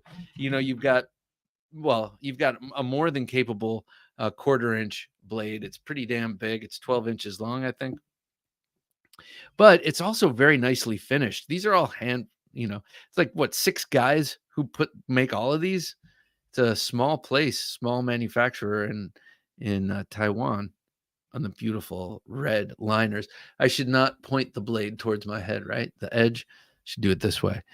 And that Coke bottle contouring and this, I got to say, this knife and other Work Tough Gear knives are the kind of knives that make you feel glad that, like, for instance, I used to have weak wrists before I started doing martial arts 25 years ago or whatever. And doing martial arts changed that. But I can still remember what it was like because one of my daughters is complaining about it. And I was telling her, all right, we're going to have to start doing a couple of things just to make sure that you have strong wrists, because we don't have big, thick wrists. So we got to rely on the strength. And anyway, this knife here, so long and forward heavy and with a big handle, makes me feel glad that I've done a lot of things to kind of strengthen my wrist, because this is the kind of knife that could get away from you if you start swinging it. I don't know. If you start swinging it around and it deflects off of wood or whatever you're chopping. My brother almost cut his leg off at the knee with an Essie Hungles once because it deflected. I can't imagine, this is 5-door, can't imagine putting a 110 in my shopping cart, much less in the slacks. Oh, no, you got to have a 110. You got to have a 110. It's kind of like having a Victorinox or having a classic camp scout knife. It is a great cutting knife. It's a great tool to have on the desk or on the hip in a pouch or in your toolbox or whatever. They really are great knives. So don't poo-poo them. He said poo-poo. Greg Vincent, I don't know where there are knife magazines. You mean like National G10ographic? Yeah, Craig. Well, okay. I live in the suburbs of a major metropolitan area. So we still have a bookstore here. But man alive, there's one game in town now. If you want to go to a bookstore, it's got to be a Barnes and Noble, unless you can find a used bookstore. So that's where we have one that my girls like to go to right next to the Home Depot, and they have a great magazine section, and they have Tactical Knives and Blade magazine, and they have a host of shooting magazines, and they have a whole men's interest section with airplane magazines and guns and barbecue magazines. It's awesome. Autumn Wind said, any interest in Cold Steel Mayhem? Yes. I was just looking it up the other day. I don't need the S35 VN version. Certainly not. Still a little steep. Like, I mean, actually, it's not. It's not that steep. It's a pretty good, it's a big knife. It's got a pretty good lock, an awesome lock on it. There's a lot to it. So the price actually makes sense. It's just kind of like, I kind of feel like I have other fish to fry before I get to the Mayhem. And maybe by the time I get to the Mayhem, maybe the price comes down a little bit. It's not that the price is stopping me, but the price is enough to get me not to want to just jump on it. It's like $250. Well, 235, I think, for the more budget version, and then 270 or something for the S35. But what do you think about it, the Mayhem? I vacillate on the design. Sometimes I think the design looks a little cartoony, like it's like a big dramatic knife that you draw in a cartoon or in a comic book to show that this guy has a big knife. It kind of looks like that a little bit, like a swashbuckler, but it's still really cool. And I've held it in hand at Blade Show, and it's a damn cool knife. So I feel like it's got to make its way into my collection, but I'm not jumping on it immediately. Legion Steel Knives says the Pit Viper knife from Stallone's Cobra. Oh, yeah. Made by AKI maker Herman Schneider. Oh, I did not know that part. But yeah, that knife was really cool. That really appealed to my, what, I was like maybe 14 or 15 when that movie came out. Oh, do you guys remember the movie Nighthawks with Billy D. Williams and Sylvester Stallone? Um, I was just telling a friend at work that was the movie that taught me the hyphenated swear word that begins with mother. And I remember being so shocked because it's Billy D. Williams with a shotgun to someone's head who he has down against a pool table, screaming that word. And I was like, when I saw it at my friend's house when I was a little kid, and his big brother played it, I was like, holy, like, I swear it felt like a snuff film at the time. Now I need to see that movie, Nighthawks, kind of a grimy 70s cop movie. Northern Knives says the original Lyle, yeah, the original Lyle made Rambo knife from a movie for sure. Yeah, with the green cord wrapping. The only thing I don't like about the Lyle knives and the hollow handle knives in general, besides the hollow handle, is I don't like that the handles are round. I have bad luck with round handle knives. I mean, they really can turn in your hand. Plus, unless you use your fingers and your thumbs to kind of noodle around, it's hard to index them. You don't know which way is which way the edge is, or anything. All that said, yeah, I'd love to have a Lyle knife. Um, there's no way I'd be like, no, thank you. Round handles, just don't do it for me, Mr. Lyle.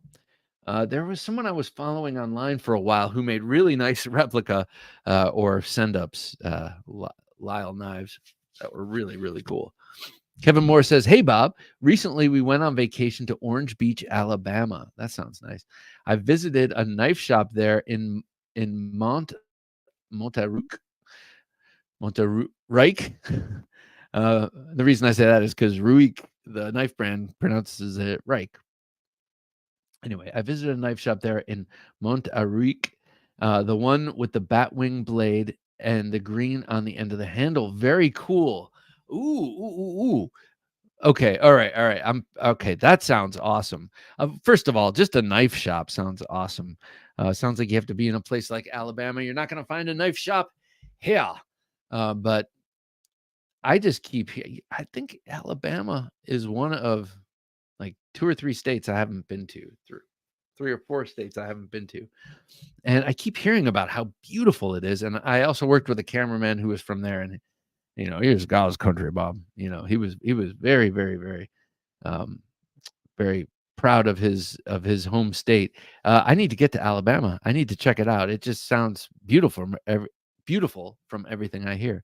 Byron Kennedy says one of my favorite knife names is the RJM Tacticals Ode to the World War I trench knife. Yeah, Nux, Lady Death. That is good, Lady Death. That's pretty menacing. They also have Snuggles, which is their warhammer, which is absolute menacing. And talk about, cognitive dissonance on purpose.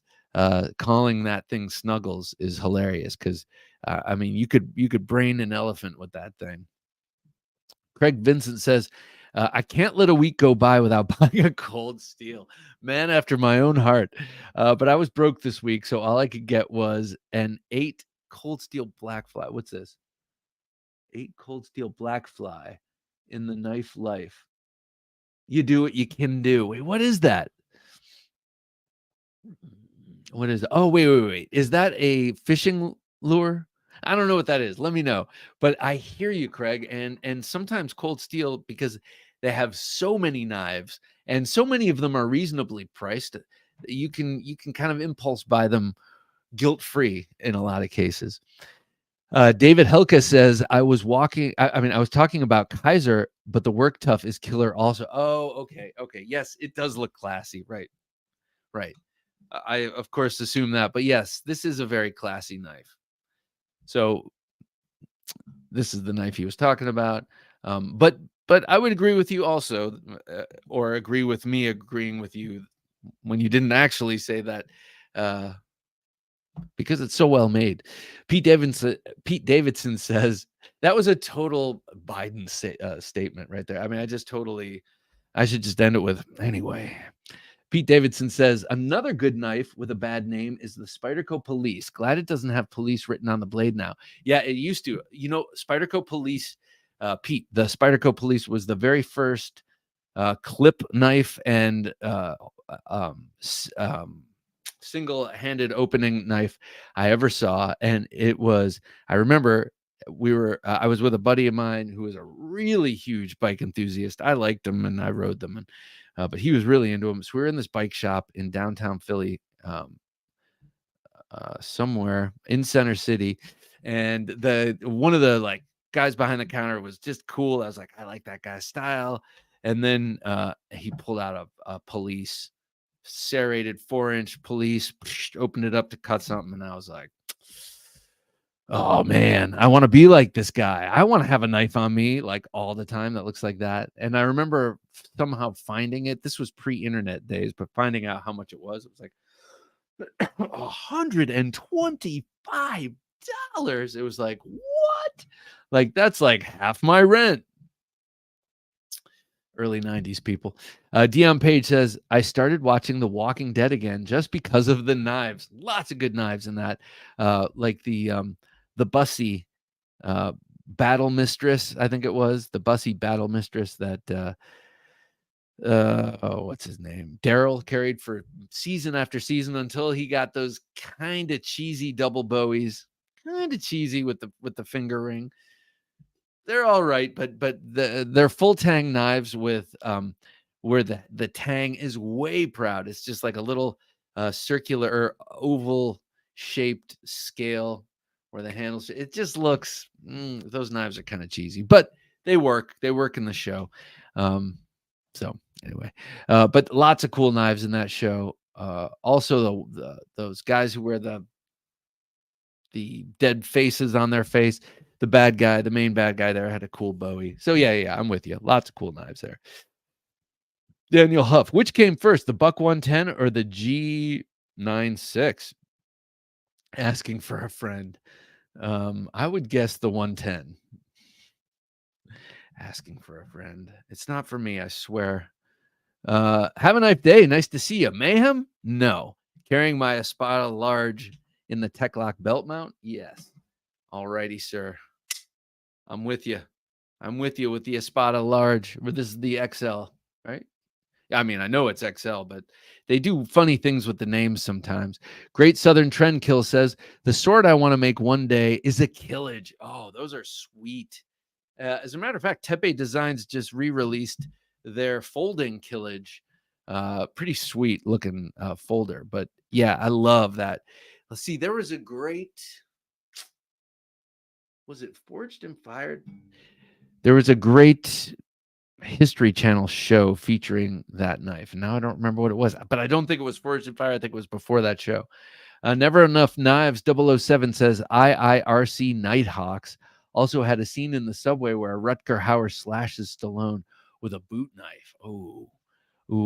So I need to watch this movie. This is Rutger Hauer. I love him. He was so cool. A little bit weird, like Rutger Hauer to me was like him and Christopher Walken. I mean, it's kind of, I put them sort of on similar shelves back in the day. It Seems Logical says, I live in New York and we have some small dedicated knife stores. Where in New York?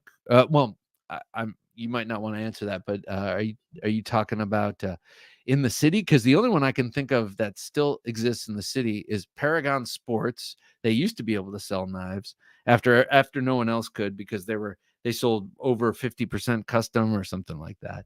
And then there was a place I discovered on the Midtown on the east side in the 50s that was like it had like exquisite historical examples. It was like a small place within a larger place full of other antique places. I'm wondering if we're talking about the same places.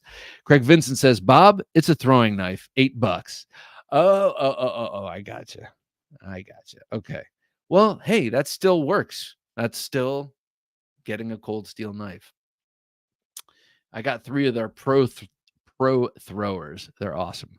Seems Logical says, "We are not allowed to share links in the chat." Are we not allowed to share links in the chat? I don't know. I don't know. That's above my pay grade, bro. No, I don't know. Ask Jim might have some insight on that. Pat D's Nuts says, "Going to order 1 or 2 true true flight throwers tomorrow on sale at Amazon." Oh, is tomorrow's Amazon days, isn't it, or something like that coming up? Let's see. Okay, yeah, all right. You can put the link in, but without the https colon slash slash or the www. So if you just drop it in there without that, you can put it in. Thanks, Jim. Pat These Nuts. Yeah, I highly recommend the True Flight. I have the Pro Flight, but I think they're about the same thing. They're awesome. I agree, Bob. That's funny. I just looked up Daryl's blades last week. Oh, that's funny. Yeah, they, like for movie and TV, you kind of that's what I was saying about the Mayhem. The Mayhem to me looks kind of like a prop. Like you look at Daryl's knives, they're prop knives. Because there's no reason to have the big giant sawtooth on the back. That would just be a pain in the ass when stabbing a zombie or stabbing a human. Like, you, and then the ring, the finger ring. I never understood that besides twirling it and looking cool, like Lou Diamond Phillips in Young Guns. I don't know what that ring is for on a Bowie knife. So some issues. Very very splashy design. Jonathan Ocampo, nice to have you here, sir. Do you have any wing guards on you now? Not on me, sir, but I have this right here. And I have, let's see, this. My other wing guards are upstairs, but I have the quill on me right now. The quill, which I think is way better for my hand personally, with this jute wrap on there. That's jute wrap with standard amber shellac, and then while it's tacky and not quite dry, lighting it on fire, dries it, but also gives it a nice look.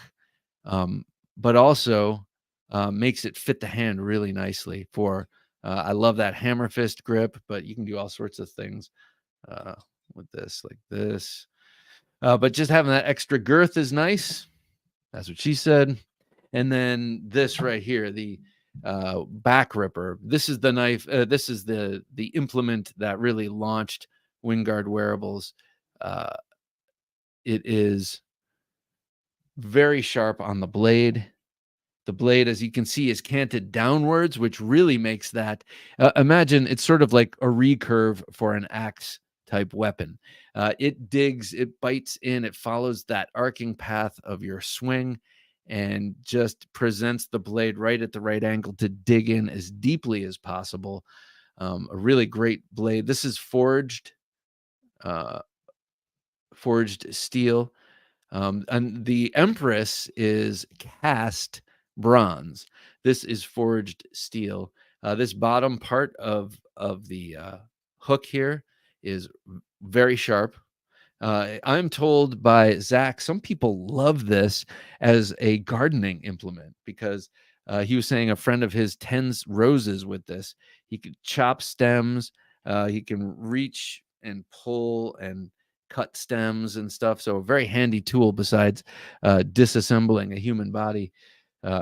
Sorry, that was gross, but you know what I mean. This is meant for grappling and impact strikes and all sorts of, it's for fighting. That's what it is. It's a weapon. But this curve, of course, is what makes it a Wingard wearable more than anything else, because that curve is meant to follow the contours of your body. You can wear this in the waistband using this very very nice carry system here.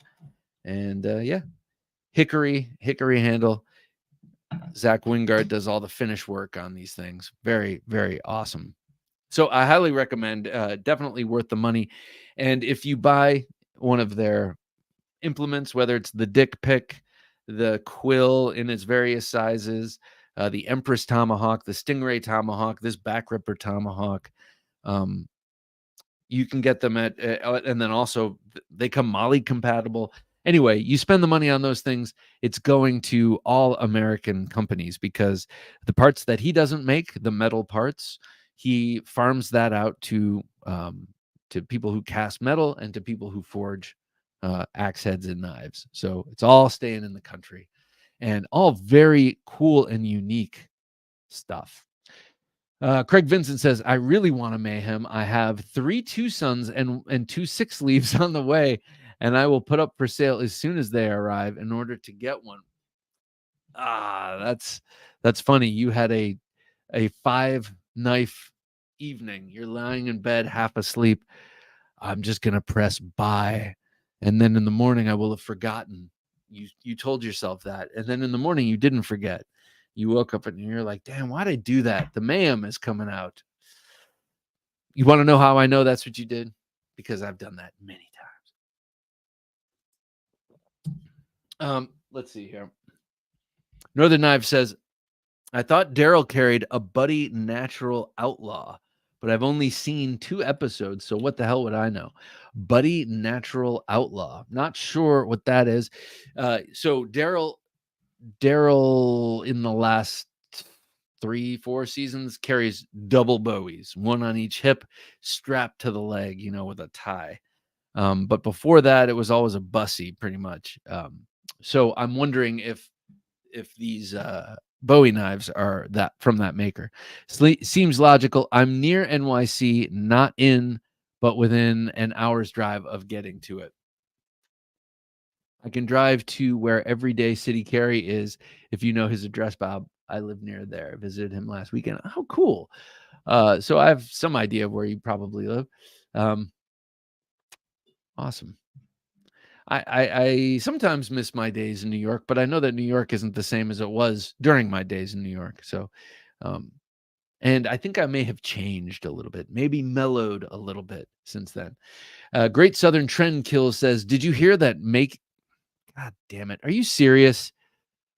No, I did not. And I'm sure the art direction will be awesome, but man, well, we know what's going to happen. It's going to be portly old Russell Crowe, and he's going to be the Ludus, the guy who, or the Ludus director, or whatever they call them, the guy who teaches them how to fight.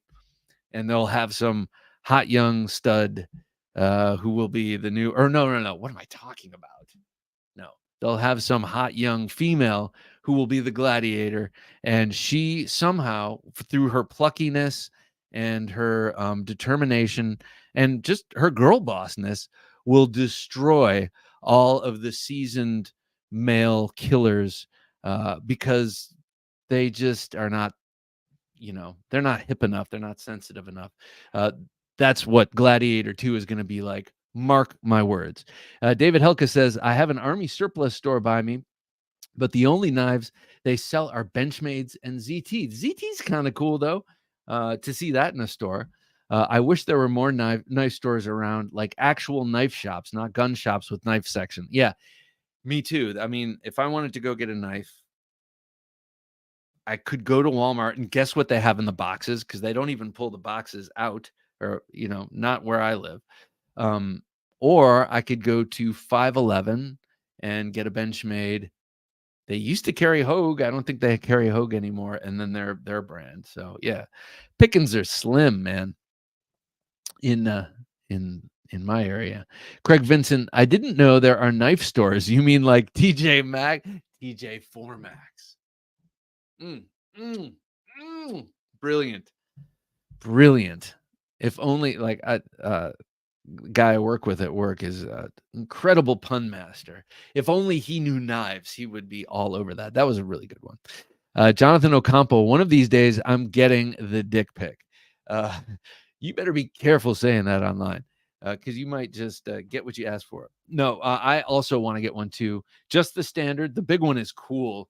That big one. I have no need for it, but that no need for any of this, but that's not the one I want because I want to carry it on a regular basis. So I'm going to get the standard version. I just haven't yet. But I like the way the sheath is set up for in the waistband carry or in the pocket drop carry with the little hook built into the Kydex. So when you tug it, the sheath stays in your pocket. Have a knife day. Are you thinking of Blood and Sand? Russell Crowe died at the end, didn't he? I don't know. I don't know about that. I don't know. Someone said that Gladiator 2. I knew that they made the series, and my wife and I watched the series based on what the hell was that? Yeah, it was a Gladiator series. It was good. It was good. I liked it. But a season or 2 seasons in, the main character, like the titular character, died in real life, which was very sad. And they replaced him with a new guy that both my wife and I found less than compelling. But we liked the bad people, the bad characters in it so much we kept with it. Dion Page, I went to my first real knife shop while in the Upper Peninsula last week. All hunting knives and a few slip joints. I asked the lady if they have any half stops or full stops, and she said, no, they don't lock. I walked out. Oh, Dion, don't be so hard on. Oh, but it was a real knife shop. I take it back. You did the right thing, sir. You did the right thing. I hope you were haughty about it, too. Great Southern Trend Kill says, yeah, they'll F it up if they should have left it with the one Gladiator movie. Yeah, exactly. Seems logical. No, New York is different from when I was a kid, which was only a decade ago. It's gotten way more expensive to live here, and the politicians have gotten greedier and more corrupt. Oh, yeah. Yeah. Yeah, I agree. I can't think of. Yes, I agree. Dion Page says, I found a marbles shop, but I didn't get to go into that one. Next trip for sure, though. Wow, that's interesting. Marbles. Now, that was a venerable American brand. Now, marbles knives are pretty cheap productions, right? The Chinese and some Pakistani stuff, I think, now from marbles. Legion Steel Knives says, I miss Cutler stores from 1993 to 2007. I worked in a mall Cutler store. No kidding. We sold everything from Schrade to full custom knives. No kidding. So check this out. So I grew up outside of Cleveland, and there was a mall, and the Randall Park Mall. That's where I would go, and they had a Remington knife shop there, and they also, I guess, they sold razors, but it was a knife shop in the mall, which to me is now just mind blowing that they had that. But cutlery, yeah. But that's where I got my first cold steel. That's where I got my cold steel Tonto from there. Saved up $115. I remember that. And didn't tell my parents. Craig Vincent, dick pic. I'm dying here. Yeah. It's pretty good. They do naming contests and that one out. Have a Knife Day says Russell Crowe was the one that the Empire. Oh my God. Let me start this from the top. Russell Crowe was the one that the Emperor chose instead of his son, and the son killed his father, and Russell was taken as Gladiator. Joaquin Phoenix. Yeah, Gladiator. Yeah. I think the subtitle was Blood and Sand. I think you're right. But yeah, the Gladiator, the one that we know and love with Russell Crowe and the tiger singing. Oh, that's so cool. We who are about to die salute you. Northern Knives says, sorry for the self-promote, but we are the largest full-service knife shop west of the Mississippi. Ha. Oh my God. Wow. Oh man. Okay. Well, that's as if you needed another reason to go to Alaska. Now they have the biggest knife shop west of the Mississippi up there. That is cool. What are some of your more not prized, but what are some of your more unique offerings? Things that you won't find in the Dick's Sporting Goods or 511 store. Curious. Jeremy Nedro, nice to see you here, Jeremy. Hello, everyone, he says. Well, hello to you, sir. All right, it's been too long. Let me show you this Gladiator movie. has a very underrated soundtrack. A lot of that, a lot of like women moaning in the desert in that soundtrack. But I like it. I'm not dissing it. Spartacus Blood and Sand. That's what it was. Spartacus Blood and Sand. That's right. That was a good show.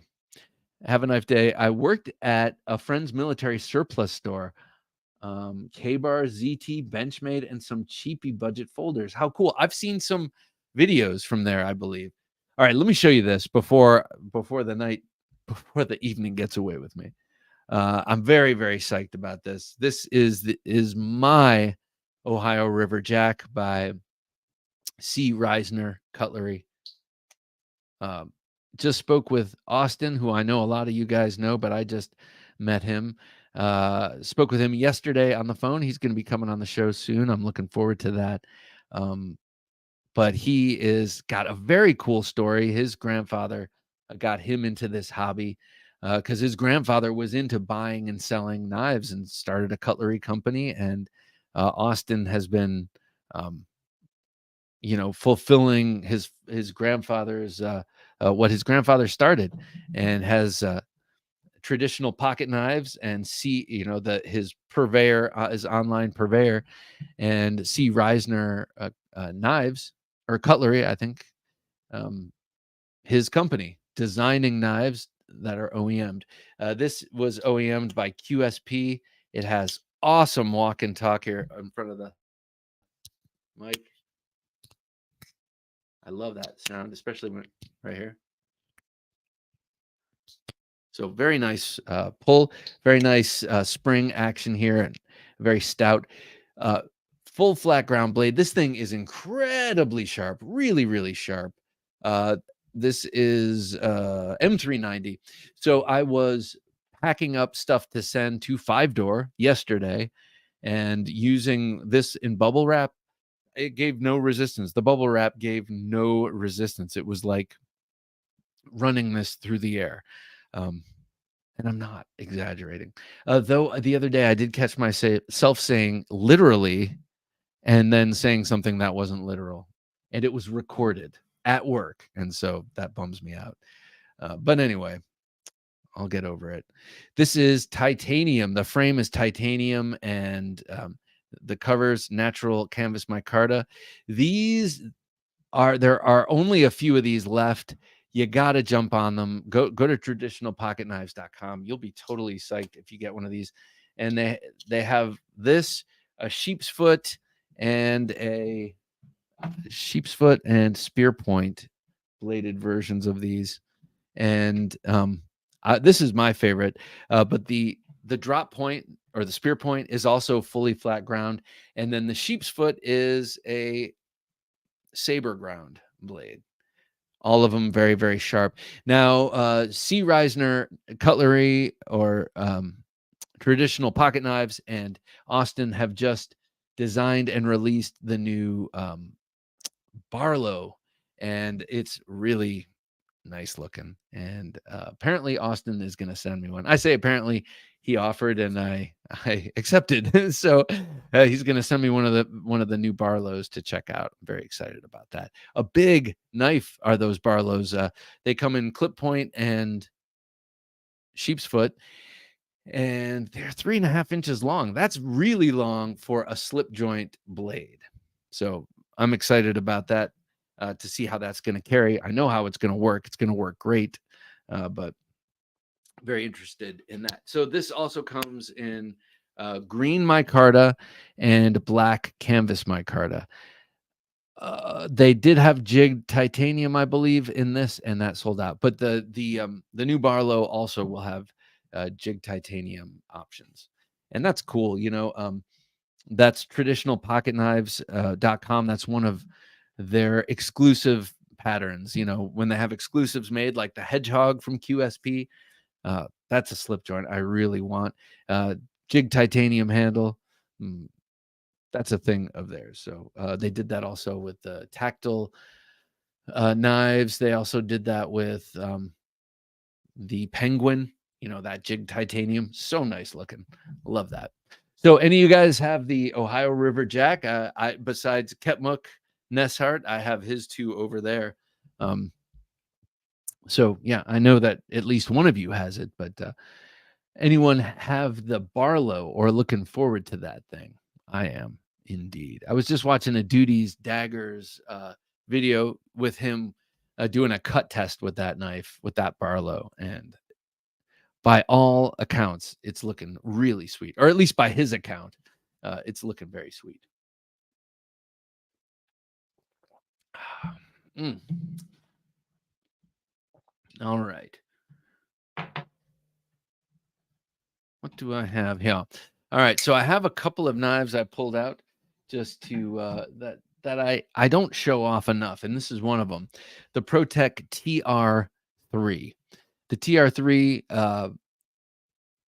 I saw this first in a video with a Navy SEAL, or yeah, I'm pretty sure he was a Navy SEAL who lost his in the sand on a beach, and eventually found it like a year later, and by some miracle, and it was totally filled up with sand. He picked it up, blew it out, and then flipped it open, and it flipped open with a kick. And ever since hearing that story, I wanted one of these. He had the one with the fish scales on it, which I initially thought I really wanted. And I think it's very cool. But this is what they had at the time available. This is what they were making with these grooves and fullers. And I ended up getting this one. And man, I love this knife. This is a great classic EDC switchblade automatic knife. So I mean, yeah, you could turn this into a tactical knife like you could with any other. And it's black and it's got a nice piercing blade and everything. Um, but really, this is just a great EDC everyday carry cutting blade with a 154 cm blade and easily sharpened. So yeah, took this one out. And then the Elvia. The Elvia, this is one that I need to start carrying again a lot. When I first got it, I carried it all the time. Then I had the awesome deep maroon burgundy micarta handles put on by Tom Engelson, and I carried it a lot for a while, and it sort of dropped off. And a little bit of that is my Pakal love. Not hasn't dropped off, but the honeymoon has sort of uh, subsided a little bit. But this knife is so um, effective, and it is a great EDC knife. You can use this to great aplomb on EDC tasks. Much to contrary opinion, look, if you have it like this, that curve on the back of the blade actually helps. So it's not just for fighting. It's not just for Libra style stab, stab, stab. Seems Logical says, "Hey Bob, have you ever checked out Valiant Armory? They make swords and were in Atlanta back in Texas.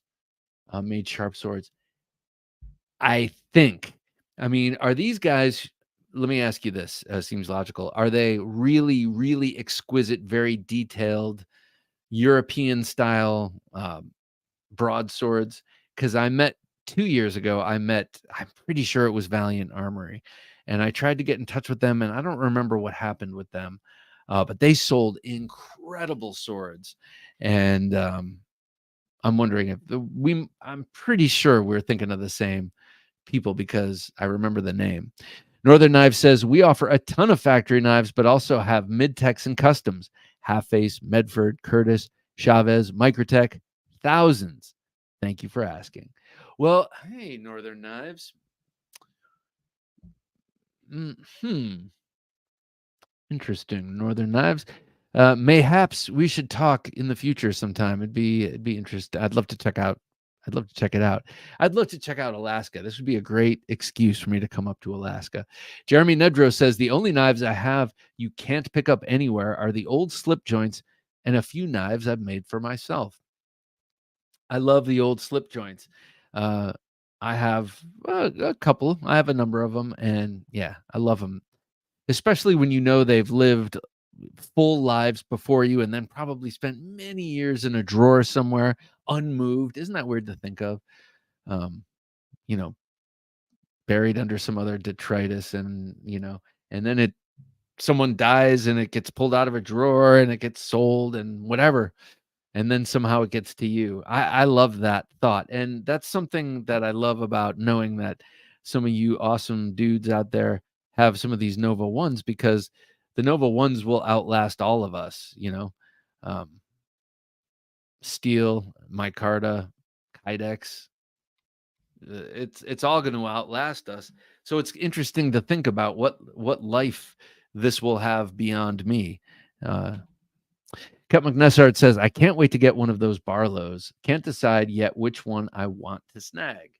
I am snagging a green micarta, the green micarta.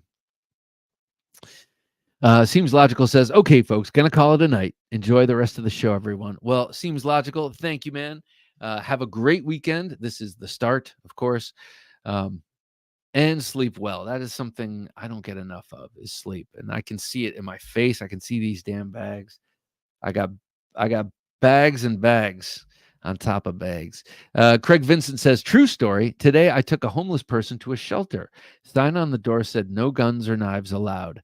I had to walk back to the car and dump the 9 folders and 1 fixie I was carrying. That's funny. And you're probably in an area where you needed it most.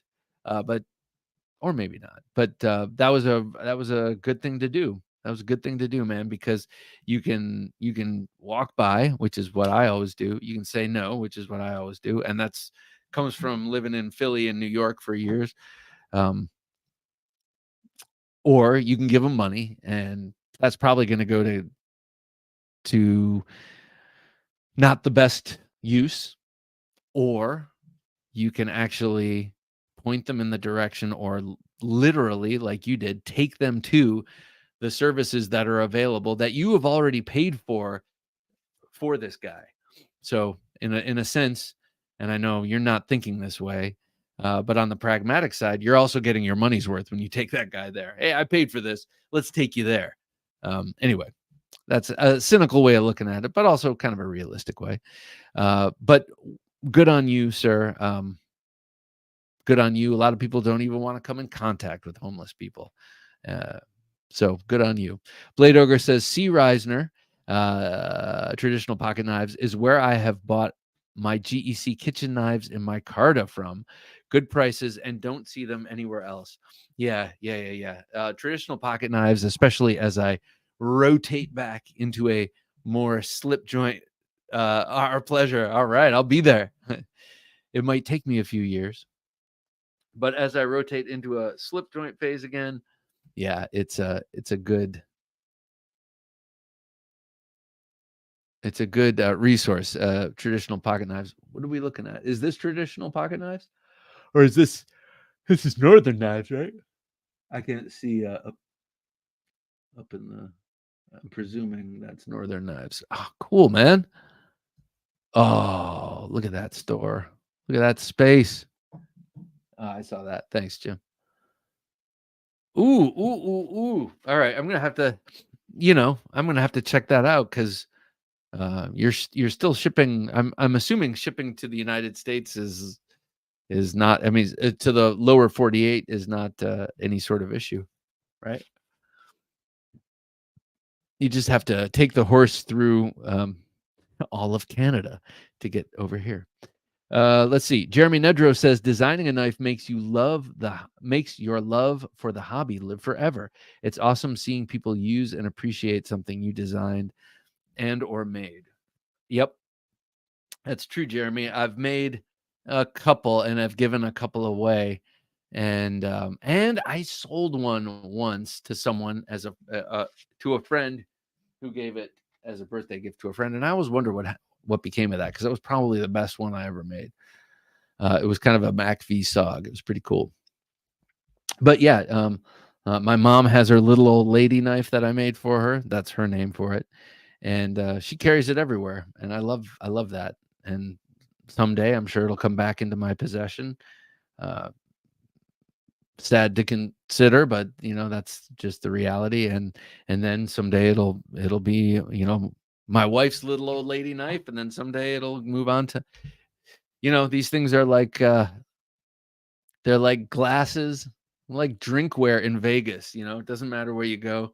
You just kind of walk out with it and you drink it in the cab and then you put it down the next place and they all have the same glasses.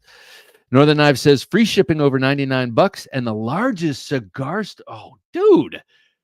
Next, you're going to tell me that you also distill whiskey and that you have a caged Sasquatch. I can't wait to visit your store, man. It sounds awesome. And a cigar lounge. I love that. I need to dust or something. Yeah, definitely want to check that out. A couple of things here. Okay. All right. I have a couple of Knife Life news stories I want to show off real quick. The first one just made me laugh. This gave me a belly laugh at work. Not for any other reason, but if you've listened to my bloviating for any period of time, you know that I like to dish on the Boker Burnley Quaken because it is endlessly reiterated. And, automatic, light, small, carbon fiber, this, that. I mean, really, look at it. Look at how many different versions of the Boker Burnley Quaken exist. And now they've just changed it all together and turned it into a freaking dagger.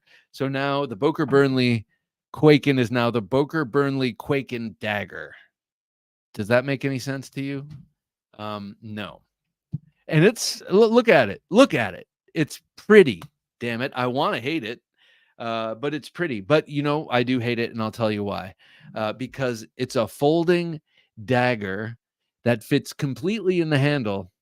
That's single-edged. You knew exactly where I was going with that.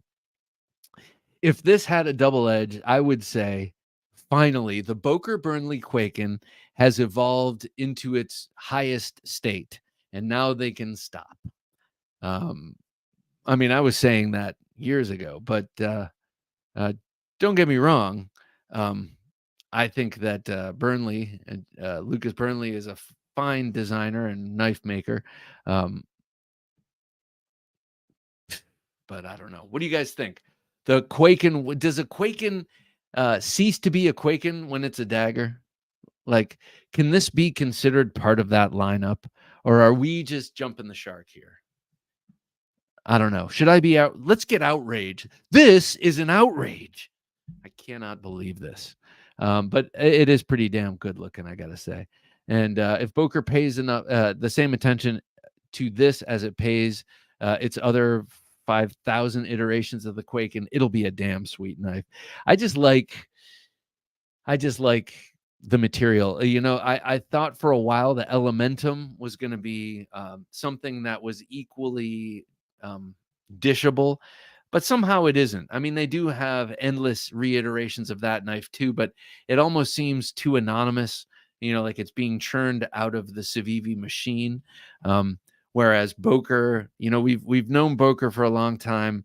And then it's associating here with a known designer maker. And it's just like, I don't know. I think it's a little more egregious than the Elementum, but give the Elementum time.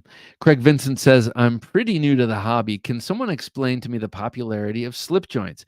With the action and deployment methods of modern folders, aren't slip joints a step backward? Well, sort of like this. Well,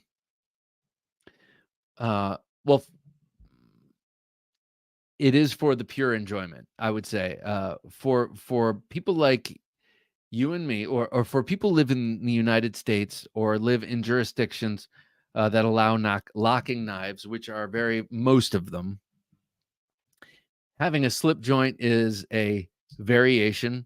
There's a gratification that comes from the manual action of it. So in answer to your question, in referring to the action itself, the modern deployment methods and that kind of thing, and action, this is a pleasure all its own that slip joint guys and gals know. Just like maybe that's a real joy to fixed blade guys, sheathing and pulling out. But also some places do rely on non-locking knives to cut. So I would say that a lot of it is nostalgia, and what's nostalgia? History plus a couple of drinks. And I think we all, many of us, our first knives are Swiss Army knives or our knives given to us by our grandfathers. That's what I hear over and over and over. To the max with C. Reisner, you know. But so it's also that sort of feeling of like, I don't need action and a stout lock for everything. I'm just cutting the thread off of my collar, or I'm just cutting this little sandwich at work, or I'm just opening up this box and cutting this string. Um, not everyone is high speed, low drag. And so I think that's what it is. I think that's what it is. Plus, they come in a lot of materials that you don't see coming with modern folders. So you get jigged bones and natural materials like woods, and well, here he's doing a lot of modern stuff. But so I think that's a part of it. It's an appeal to a simpler time. Jeremy says, I think the love of slip joints is reliving your childhood with more modern materials. It's about the same reason people restore or buy old vintage cars. Yeah, that was actually an analogy I was going to make. I was going to say, well, with Tesla, which can go 0 to 60 and whatever, and with all the advantages of this car, if you believe that, why would you want to get a 66 Camaro?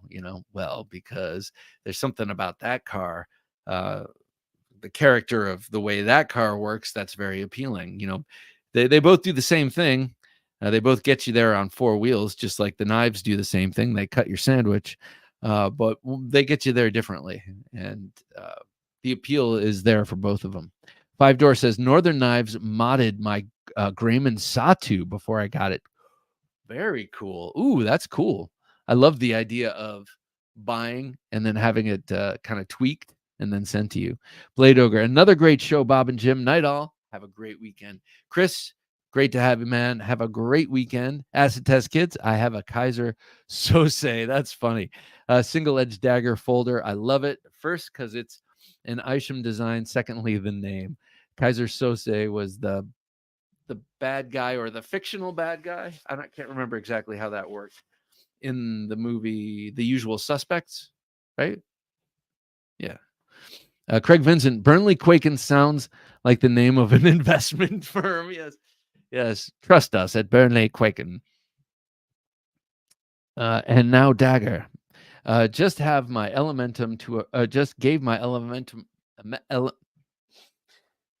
Elementum to a friend in need. Also, a raccoon to another friend. Spread the knife love. I'm all about that, Pat. These nuts. Also, friend in need is a friend indeed, with a grip of steel that makes you feel you're not in this world alone. Northern Knives says, a times keeps perfect time, but a Timex keeps perfect time, but a handcrafted Swiss classic is its own satisfaction. Equals slip joints. Yes. Agreed. Slip joints can offer a good combo of low weight, slim profile, slicey blade, and pocket art.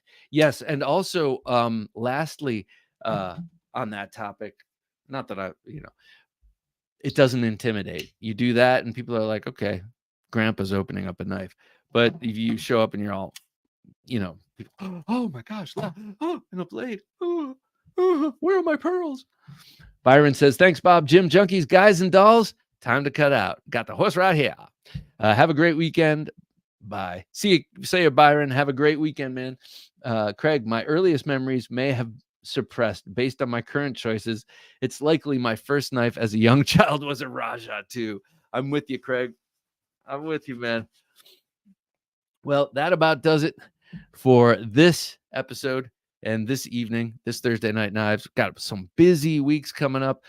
We will not be here next Thursday. Sorry, Jim, and this is the first time you're learning of this too. But it's my wife's birthday next week. I should have mentioned that at the top of the show, but I will mention it in a video. All right, be sure to join us on Sunday for a great interview show. We're talking about the Texas Custom Knife Show, and then join us on Wednesday for the midweek supplemental. For Jim, working his magic behind the switcher, I'm Bob DeMarco saying until next time, don't take dull for an answer.